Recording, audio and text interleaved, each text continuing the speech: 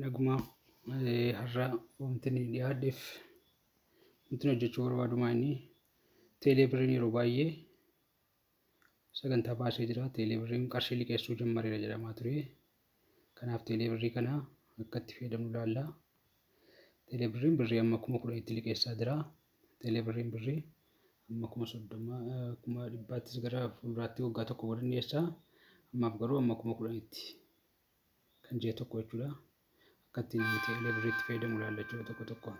Kanaaf teelee kana fayyadamuudhaaf jalqaba teelee appilikeeshinii isaa daawwannu gochuunis gaariidha. Inni kan biraa immoo kokkoob 127 ilaalama jechuudha. Fakkeenyaaf teelee kana kuni lakkoofsa kootiin asirra jiru jechuudha. Lakkoofsi koo kana asirratti maaliin godhaa? Paaswordiin kaa'adha jechuudha. Paaswordii kaa'adheen kun lakkoofsa teelee ittiin banadhee lakkoofsa moobaayilii koo jechuudha. Lakkoofsa moobaayilii koo irratti gabaabumatti maaliin kaa'adha?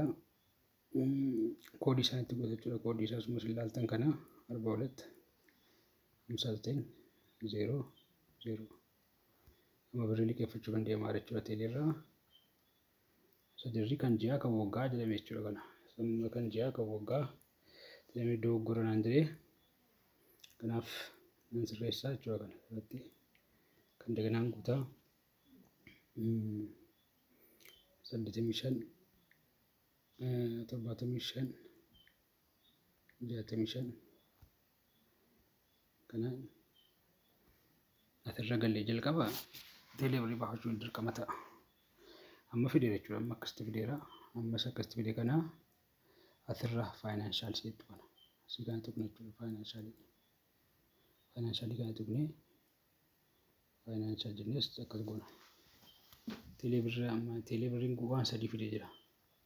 Teelee birrii malaadhaa fi teelee birrii saanduqaa fi akkuma ilaalaa jirtanu teelee birrii malaa isa kana, teelee birrii saanduqni immoo isa kana, teelee birrii indakiisee kan jettu kana.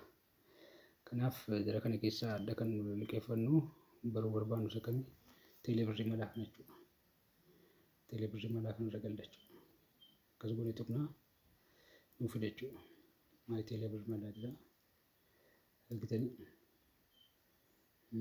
teelee birrii malaan egaa as keessaa hin qabdu jedheera jechuudha. Birrii gahaa hin qabdu waan liqeeffattu jedheera. Malaan kan ji'a tokko jira. Fakkeenyaaf kan guyyaa tokko birrii meeqa? Birrii hamma 2,000 liqeeffatamuu danda'a. 2,000 argitan kan guyyaa tokko jechuudha kun. Guyyaa tokko isatti. Kan immoo liqeeffachuuf kan mala wiikilii kan jedhu jira kun. Wiikilii kana immoo hamma 5,000 liqeeffatamu jechuudha. 5,000 irratti. Mala manziliin immoo hamma 10,000 10,000 asirra. Kana jechuudha garuu maaliin nu liqeessa gaa?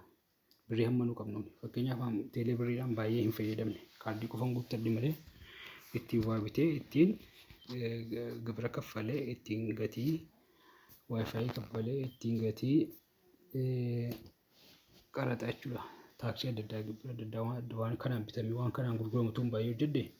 Kanaaf asirratti naan liqeessu meeqa naan liqeessa hin qabdu waan ishee liqeeffamu ilaalaa amma asirratti. My available credit 00 jechuudha. Kanaaf haala kanaan teelee birriin hin ta'a jechuudha. Hojiirra oolaa galatoomaa jechuun barbaada.